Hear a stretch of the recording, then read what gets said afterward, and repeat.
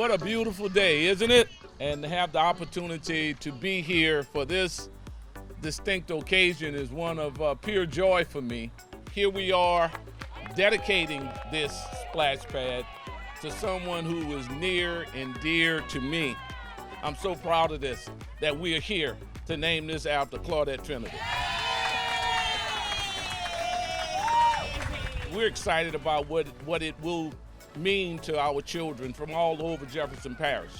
It's going to be a place where there's fun. You have the opportunity for our kids in this parish and teenagers to be able to go and swim, then leave from swimming and go to the splash park. The splash park is going to have 6 overheads. So in other words, when the kids are out there, you just have to push a button and all the water comes out, and so you have enough space, as you all see, where you can have a lot of kids out there at the same time. You also see that we have shelters here that we never had.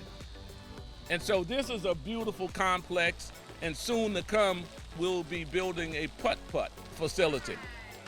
We are using parish's dollars to improve our communities and improve the quality of life for everybody. We're on our way, y'all, to building something that will last, we hope, for forever. And just like this park in this land, Claudette Fennidy's name will be immortalized here.